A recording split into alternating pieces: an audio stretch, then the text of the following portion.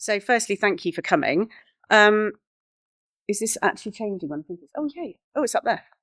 So much more sophisticated than Historic England, I can't tell you. So I'm going to cover these things, apparently, really quickly. So just an introduction to what on earth wellbeing is anyway, just so that we're kind of clear on what we're actually talking about. And then I'm going to talk a little bit about the Wellbeing and Heritage Strategy at Historic England. I'm really confused by the fact that my screen here is not the same as my screen up there. Sorry. My brain will recalibrate really soon. And then we've recently undertaken a research review looking at literature in wellbeing and heritage since 2018, so just a really recent review. And then I just kind of want to open the floor up for questions about what you think are the priorities going forward. So, I've nailed it now. Right. So the World Health Organization states that health is a state of complete mental, physical and social well-being, and not merely the absence of disease or infirmity. And that's kind of like a place that we tend to start when we're talking about well-being commonly. But at Historic England, we then, in our strategy, this is really complicated if you're long-sighted and short-sighted, I have to be honest with you. So at Historic England, in our strategy that came out in 2022, which was our first strategy that talked about health and wellbeing in a very explicit and intentional way, we just made sure that we were being clear about the distinction between subjective wellbeing, which is that self-reflection, self-reported wellbeing angle, and the social determinants of wellbeing, which kind of encompasses everything. And many, many things that archaeologists and historic environment professionals do, from archaeology to placemaking to air quality to, cultural engagement. So, which makes the subject very complicated. If we just narrowed it down to subjective wellbeing, we probably would have made it a little bit easier for ourselves. But anyway, so we designed a strategy. It comes to fruition next month. Sometime this year, we will reissue a strategy, hopefully not too long after May. And one of the things that would really help me today is if, through the discussion, is getting people to tell me what you think is important, because that will influence what I put in the strategy, because I'm writing it in June. So for those who haven't read the strategy, exciting and dynamic though it is, it has 3 aims. And like all strategies, it isn't rocket science. It says really, really obvious and basic things. So what difference can we make as an organisation? How will we embed it in our work? How can we support our people to know what those opportunities look like and how to do them well? And then the one that's absolutely vast, which we've been talking about for many, many years in different words and with different language, is talking about the potential of heritage and archaeology and how the sector works together and doing those research projects and things. I don't expect you to read this, but I'm just proving that we had a theory of change. So this is our theory of change, and it just really articulates those 3 aims in a way that this is about kind of understanding and changing our perspectives. It isn't necessarily about changing what we do. Sometimes it's just about changing the way that we do it. And then within that strategy, we identified 4 priority areas of loneliness, mental health, younger people and older people. We are aware they are not mutually exclusive, and that they also don't quite cover everything. But it's a way of thinking about how we might report that the sector can deliver to those big policy items, such as loneliness, mental health, and resilience in young people. And then within that, we identified this kind of 3-tier approach, which is really this thing about intentionality. So I think for me, this is about what do we intend to do rather than are we serendipitously making people happier. So are we working with people who are thriving and we're supporting their well-being? And that's about population level health, and that's a completely legitimate activity. Or are we talking about people who are what we've called surviving, but where a person is managing? And actually the quote that you read out kind of maybe relates to that. That apprentice, she manages her life brilliantly, but actually that extra bit of support and capacity made a real difference. Or people who are struggling with really severe inequities, and kind of when are we working with them, and when are we choosing to work with them at a time and place that we might not have done before.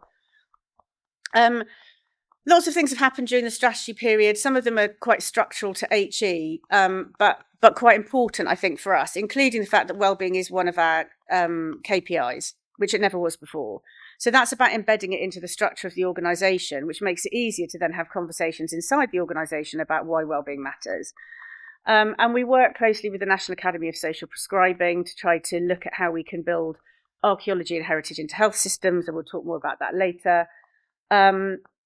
And then Cultural Heritage Capital, some of you will have been in a session earlier that was talking about that, which is being done with our analytics department. So there's sort of lots of different ways, and then there's sort of piloting projects. So the idea is the strategy has gone from kind of systemic change to piloting and understanding better what works for whom and where.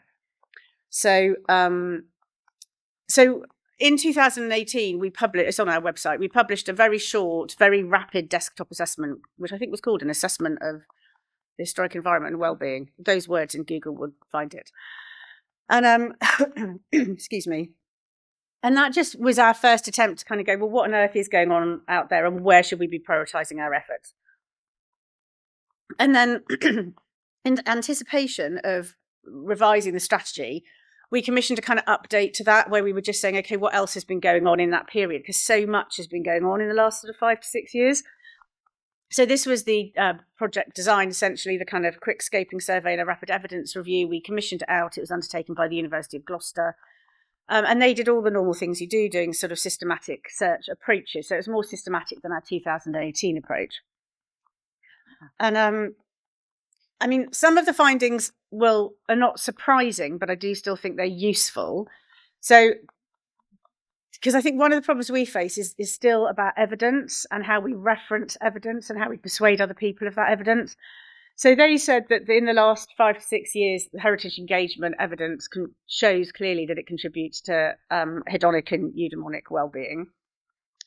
There are particular psychological benefits, helping reduce stress, anxiety, cognitive function, social well-being, strengthen community bonds, cultural identity, belonging and ontological security. There's some really interesting stuff about therapeutic landscapes in that area, I think.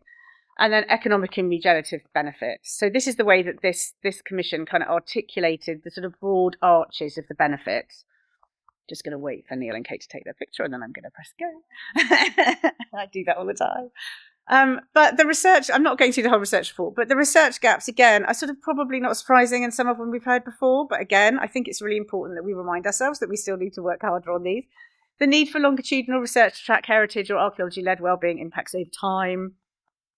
Development of sector-specific wellbeing indicators to demonstrate impact. We have with the Council for British Archaeology, we run a wellbeing and heritage working group to which everybody is invited. And you just have to email me and I'll put you on the list. And that's kind of looking at Neil, 3 meetings a year-ish. I can't remember, 2 meetings a year. But we also have communities of practice, one of which is in research and evaluation, because this is a really kind of interesting and useful topic, I think, for the sector to think about. We do need, I genuinely believe, cross-sector collaboration between heritage, public health and social sciences. We have to, this came up in the Cultural Heritage Capital session, I think, the idea that actually if we don't demonstrate and share the value of archaeology to others, then we're not really having an impact. So it's really about that piece. And then expanding research to include particular underrepresented groups and diverse communities, which is actually incredibly difficult sometimes. And we will never, ever need to stop doing that, I don't think. And then further exploration of digital heritage's role in mental health and wellbeing. And there was some work on that over COVID, but there's plenty of time to do more. Just looking at the time. I don't know exactly what time I started, actually, so I don't know why I'm looking at my watch. Am I okay?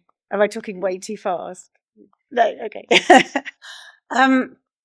I think for me, one of the interests in commissioning this piece of work is really about what could we as an organisation or with partners be working on over the next 3 to 5 years to kind of boost that evidence. And I personally think some of that's about consolidation of existing evidence.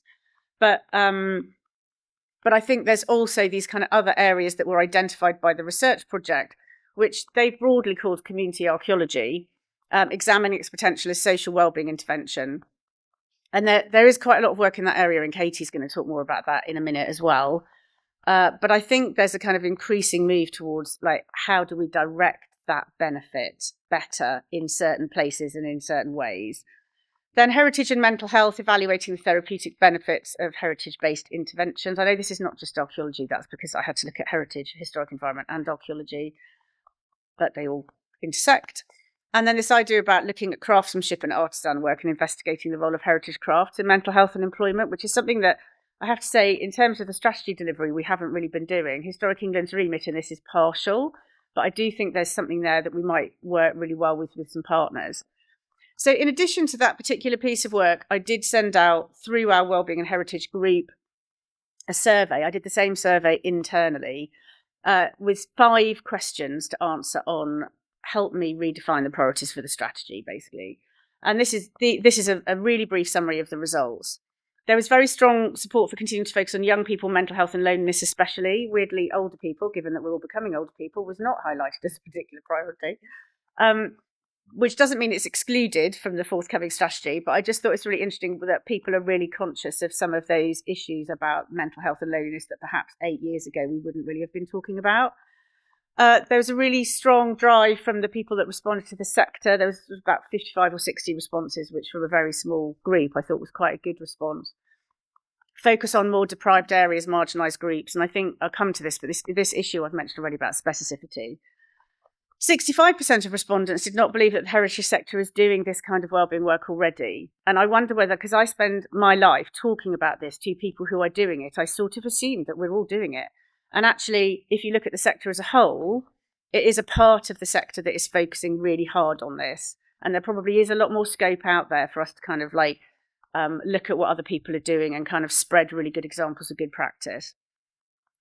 80% supported continue to have clarity on work that is intentionally aimed at people who are thriving, striving and struggling. That was because I wanted to know whether actually those distinctions are helpful, but internally and externally, people broadly think they are. And the way the strategy was set up first was it was relatively internal in a way. And I wanted to get a really clear sort of direction of travel on whether you want it to be Historic England puts its own house in order and talks to you later, or whether this is something that we are doing in partnership. And not very surprisingly, I guess, lots of people thought we should be working to help others deliver well-being and to learn from what others are doing. So, a little bit of a canter. So what I've put up here is the kind of like roughly where my head is at the moment to do with the strategy, I guess, which is what looks like priorities over the next 5 years.